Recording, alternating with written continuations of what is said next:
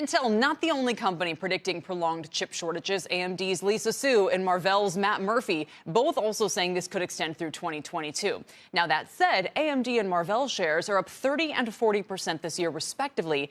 Intel is now negative on the year, down 0.5%. For more, I'm joined by Syed Alam. He's global semiconductor industry lead at Accenture.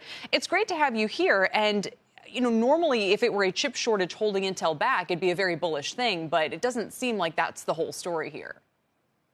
Yes. Thank you, Kelly, for having me.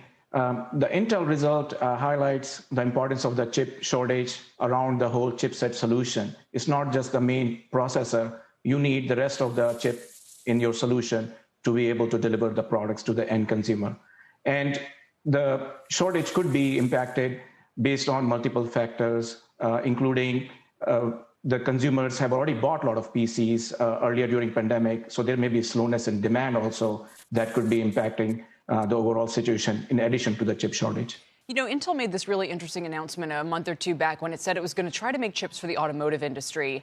The legacy automotive industry, of course, being way behind in semiconductor design and technology.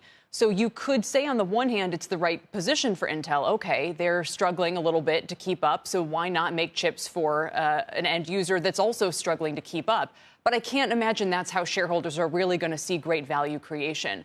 What can Intel do at this point? I mean, should they just outsource all their manufacturing to Taiwan and just say, forget it, we can't go that route. It's going to be too difficult. Yes, as their IDM 2.0 strategy, Intel also said that for some of the leading node manufacturing, they are going to foundries. In addition to that, they are offering the foundry services for some of the trailing node capacity. And then also have the ambition to be foundry services provider for the leading node capacity also. You saw the announcements from them earlier.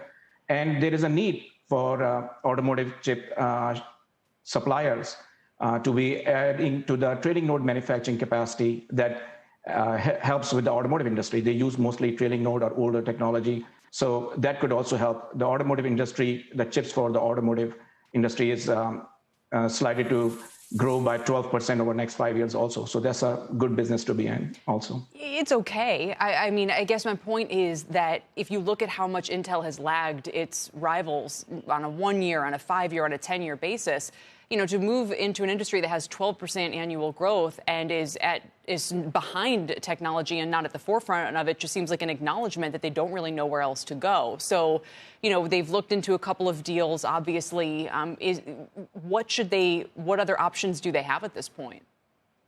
Yeah, I mean, and I think this is the strategy. They have multi-pronged strategy in IDM 2.0. One, as I said earlier, going to foundries for some of the leading node, providing the foundry services for some of the applications that they see the growth.